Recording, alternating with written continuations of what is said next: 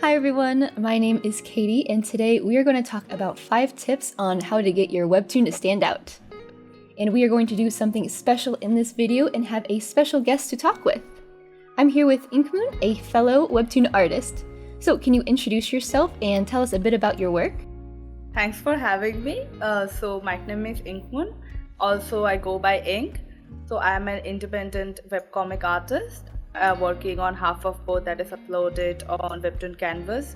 It is basically a fantasy rom where the female lead is an half Asian, half American.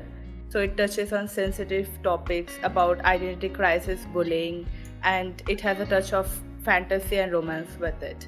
So yeah, and I'm also excited to talk about this tips to get your webtoon noticed and stand out.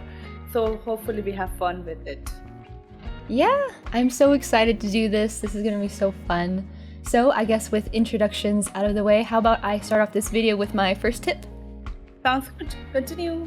Nice. Okay, so my first tip is to have well-developed characters. What I mean by this is to give your characters some interesting traits or personalities. Try to find what makes your characters so special that encourages readers to want to get to know them better.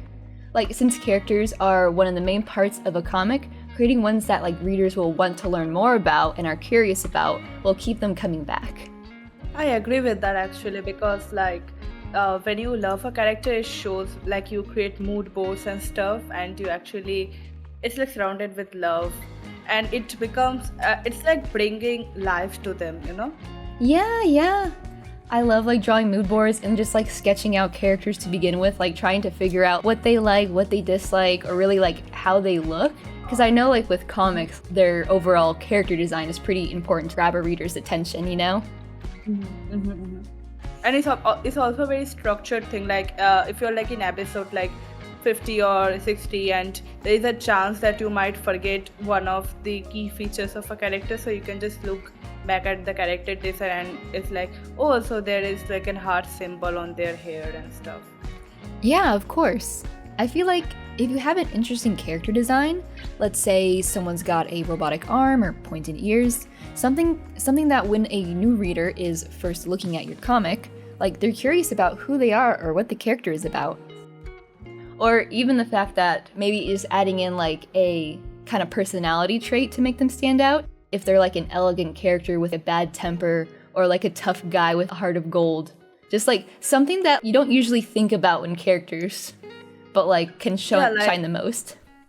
Yes, if you're going for an arrogant type, maybe a muddy color schemes, and then having some personality, giving them their personality traits, what personality is your character? Is it an INFJ, INTJ? You know, those kind of all things also helps you to figure out. Okay, so how would this character would actually face this scenario, or how would they react to this scenario, right? Yeah. So yeah, also some of the characters in it also creates a mascot for your webcomic, oh, this is the main character of this webcomic.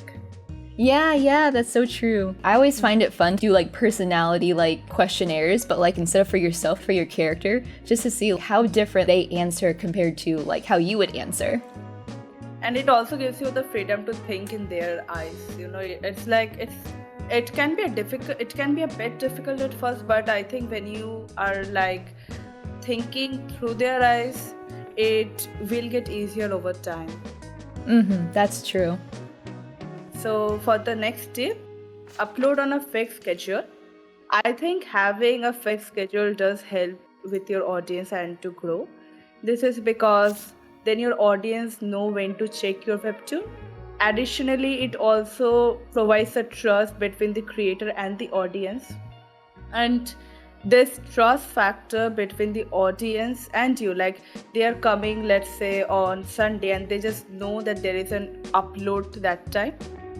So they just hop into that, and it just there is a trust factor that yes, this creator will keep on creating and the story is fantastic, so why not give them a subscribe and stuff.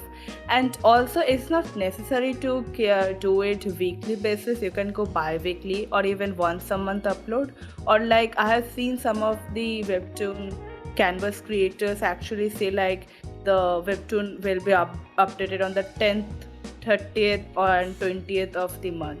So like they give the dates when they upload, so you can also do that. But having a fixed schedule and following a routine will help you build a trust with your audience. So yeah. Yeah, I totally agree with that. I know when I first started like posting Sugar and Swords, I ended up posting like once a week on every Friday, and I think that really helped gainer an audience just because people were always expecting like, oh, I know a new episode is going to come out on Friday.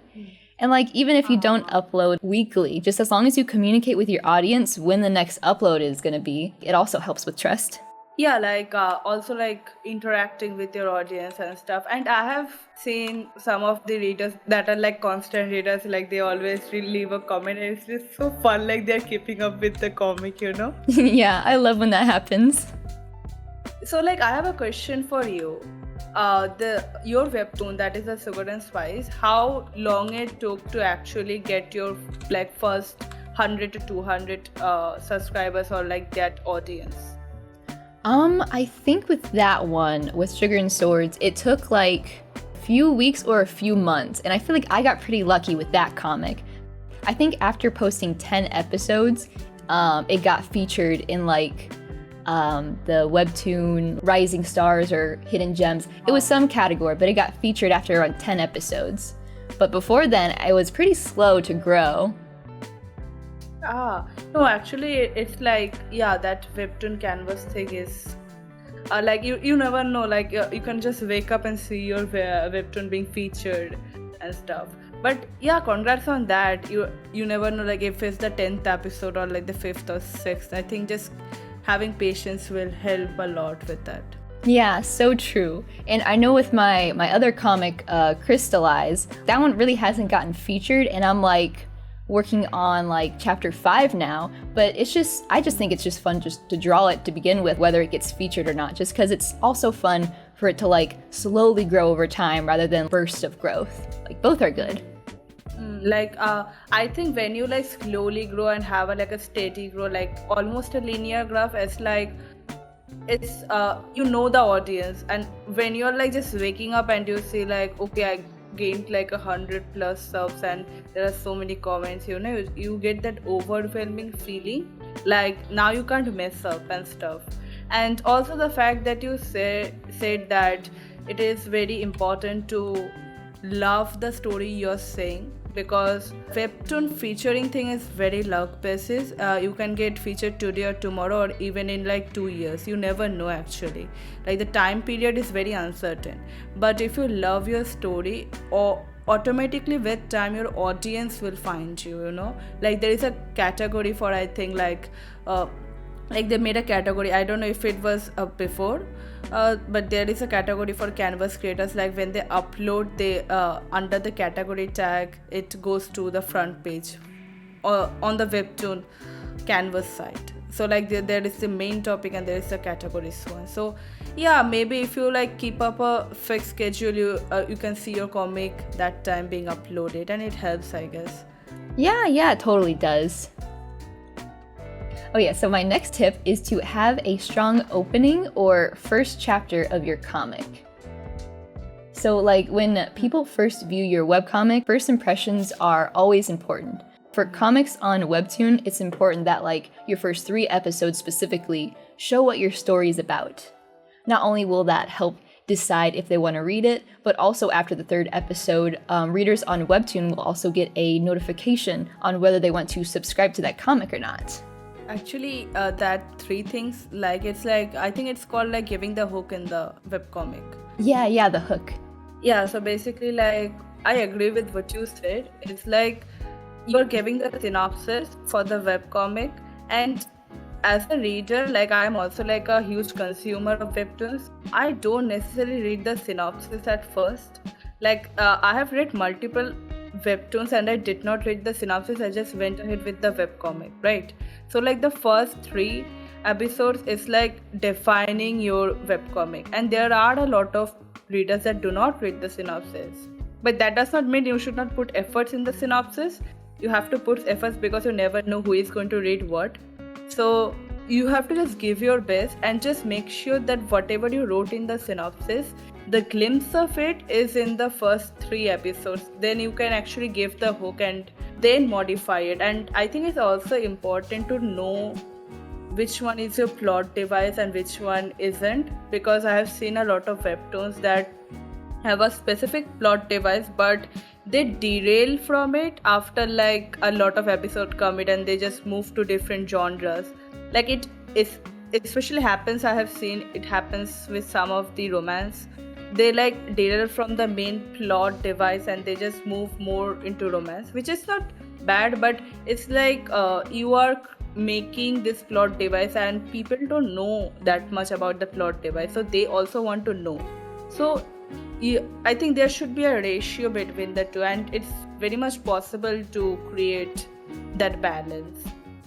Yeah. I think it's really important to like communicate to your audience early on what your story is about. If it's a romance, then make sure you hint at romance in like the first couple of episodes. If there's some mystery, make sure you like add it to it. Because I know like in the introduction of your comic, people are trying to like gauge whether this story is for them or not, and are trying to like figure out if the themes present in the beginning are going to be ones that are going to be present throughout the story. And of course you can change genres and stuff if you want. It's a comic, you can do whatever you want with it, but also it's just important to communicate how the story is going to flow at the beginning. Like I think I have heard a creator speaking about like they changed the genre after like a lot of episodes, and it's like the genre is, once you start the episode it might seem like you're doing a fantasy, but when you just move you might think, oh okay, it's fantasy and heartwarming maybe, or it's fantasy and rom, or it can be like a rom-com, so Yeah. those things, yes, are important, but what you said is just communicating with the audience. I think it's just building the trust that yes, this comic is going to stick with it, and I think it's also necessary to make sure that they are signing up for what they think it is. Like maybe like I'm reading a webtoon and I think it's thriller, but 10 episode in it turned into comedy. Of course I'm gonna unsubscribe from it because I subscribed for it being a thriller, not a comedy. I would be subscribing to a comedy webtoon if it's like fixating on comedy, right? So I think that thing is very important. Yeah. And I think it's also important the fact that if you're like a new creator, then people aren't really going to understand what kind of genres or things that you're used to working with. But if this is like your second or like third comic, then like your audience is already like accustomed to your type of storytelling, and they're more likely to trust your new stories and what kind of twists and turns that they may have. And I think also for new creators, like actually I am making digital art content for about 5 years, but I took up webcomic professionally for about 3 months. Like publicly posting, it's like 1 month, right?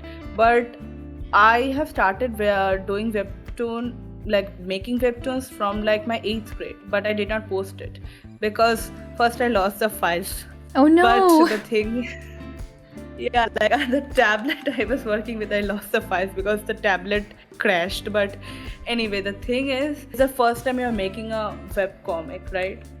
Whether it is you're going to make it public or private is totally up to you. Whether it is like a trial and error process is again up to you.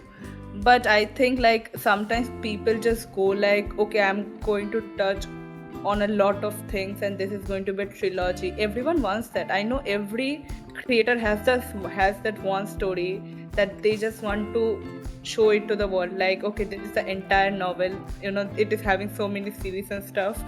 But the thing is, when you do it at first, and I know that you like to do it at first, but when you do it at first, after like episode 4 and 5 and 6 and 7, you are likely to crash out, or like because like you're doing it at first. So I think starting with a simpler comic is much preferred over a very difficult one.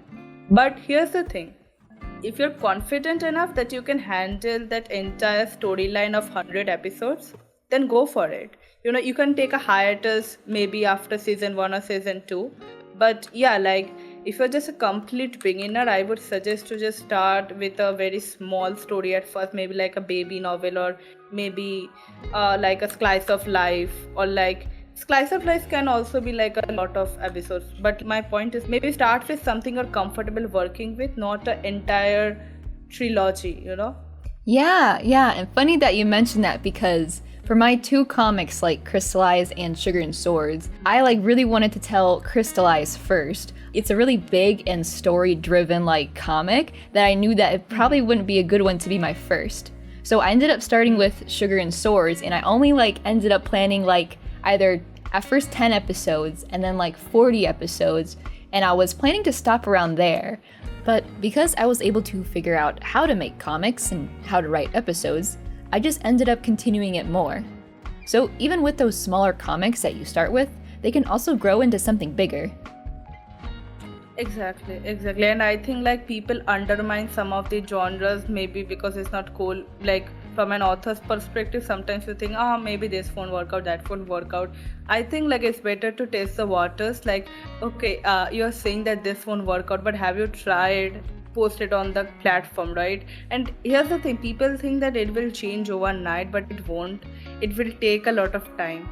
And yeah, it's just all about patience, and you never know when you will hit your first 1 million views, right? Yeah, that's true. Tip number 4, what I was saying is have patience. I think the biggest obstacle anybody would face is the beginner phase where no one knows about you and you lack the clarity and don't know if things will actually work out. I can talk about this since I have been there, since I joined the community professionally, and everyone here is very friendly and welcoming, you know. But the fact that I am new, I think I can speak about it because it is very easy to be attached to numbers. If you feel that way, think about why you started and try different techniques and give different content so to understand what the audience likes and what you like to create. It always goes both ways. So, like, it's a we. Try to say we got this. It helps with a shift in mentality and also gives you the feeling that you're not alone, which you're not. Whatever creative struggles you're going through will pass. And yeah, we got this. It's a huge game of patience and improvising on things. Yeah, I totally agree with that. Like, comics are like something that takes lots of time and lots of effort. So, like, it's not something that you can expect to like rush into and expect results in the first day. It's something that you have to slowly chip away at over time. Maybe like focus on like smaller bite-sized pieces. If you have like an entire story, maybe focus on chapter 1 first. Or if that's too big, focus on like one like scene of dialogue. Find ways to break it up to make it easier to finish. Yeah, because like the thing which you said, like starting up with bits and pieces is much easier because then you know what the audience wants and helps you to figure out the entire thing. Because at first you're like, I posted 3 episodes and I only get 5 subscribers, and the other canvas creator got like 20 or like 30 or even 100 subscribers, right?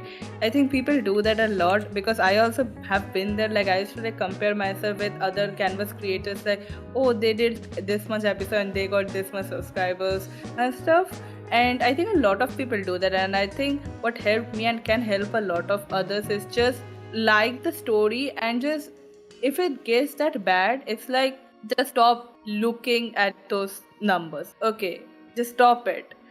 You have got 20 subscribers, congrats. You have got 30, congrats. But the thing is, like, comparing yourself with others would only create a negative feeling within yourself, and you won't like to create the comic you're creating.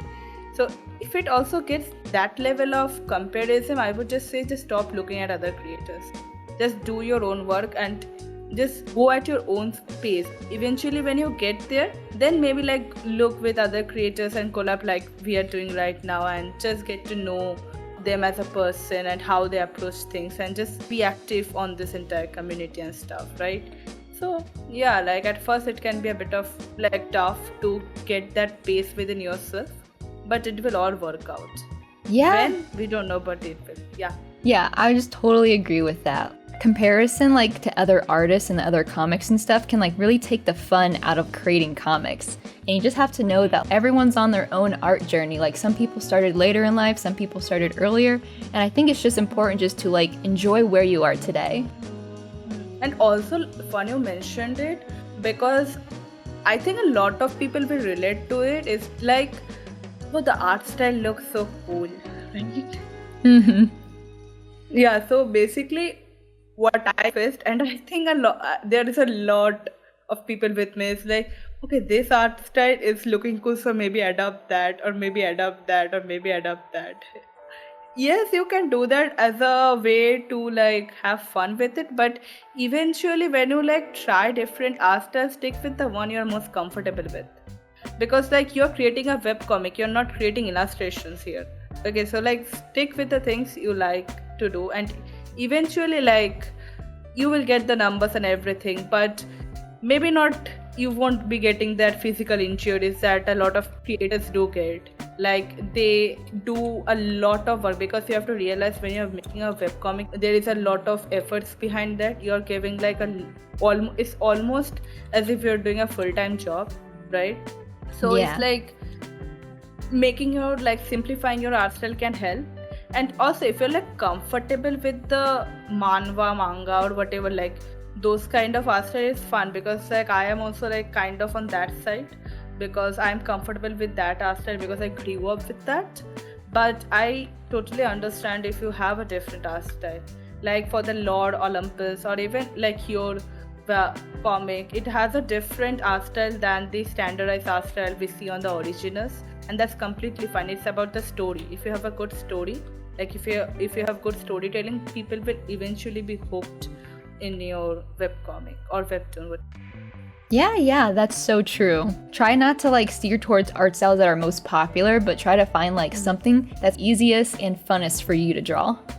Mm-hmm. And something you're comfortable with actually. Like a lot of creators just go with the art style that is trendy now, but they don't think like, okay, this is trendy now, but this won't be trendy in 10 years, and by the time it's not a trend anymore, right? You will be like, oh, it's not a trend, so why I'm doing it, right? But if you love that art style, then even if it's not a trend, you would do that, you would continue it. In fact, you would actually give the readers a nostalgia feeling.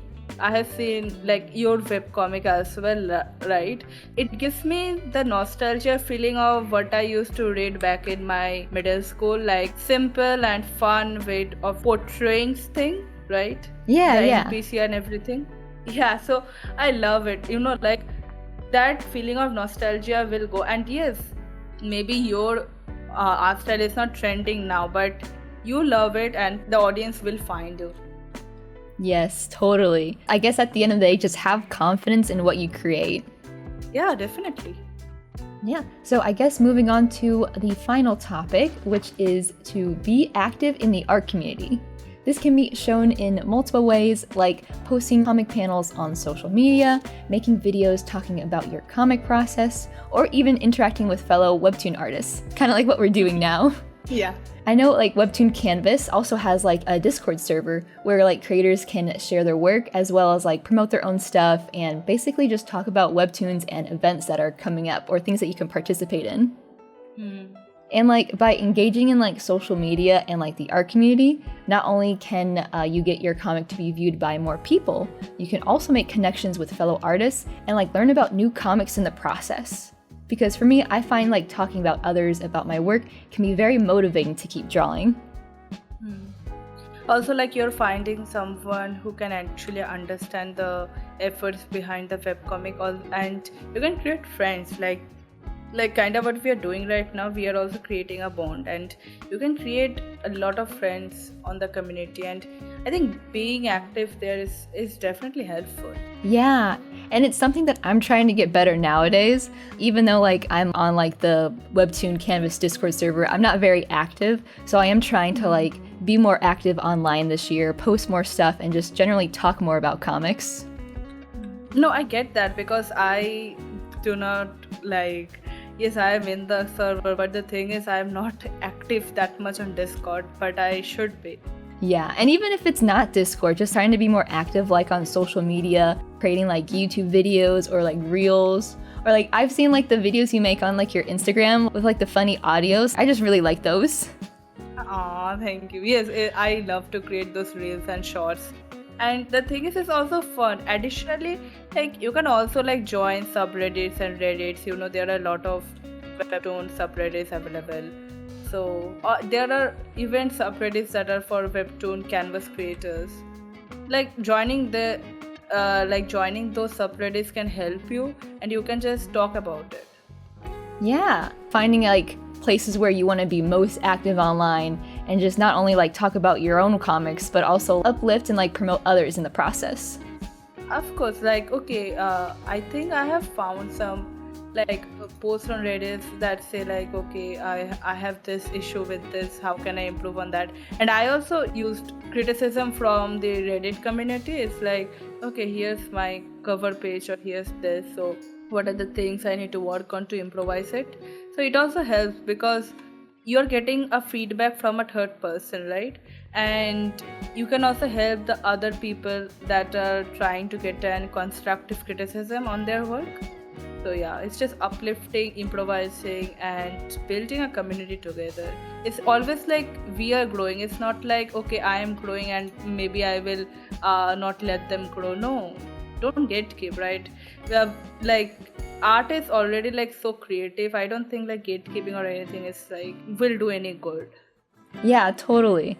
I feel like comics and like drawing in general is a very like quiet activity to do because it's like doing something on your own. So like just being able to like interact with others around you and other artists not only can help expand what you know, but also like just be able to talk to more people and just communicate and like get to know others. Yes, also like you guys are having like similar interests, so you will be like, oh, you did, yeah, you like this art style or you like this webtoon, right? So you can also make bonds with that, and I think it's fun to meet people with similar interests. So yeah. Yeah, totally. So I think that was everything we wanted to talk about for this topic on how to get your webtoon to stand out. It was super fun just talking with you. I guess do you have any like final words or like anything to wrap up? Yes, just have fun with what you're creating and just keep creating. Yes, totally. I love that. And thank you again for like Bye. coming and making this video. I had so much fun recording it.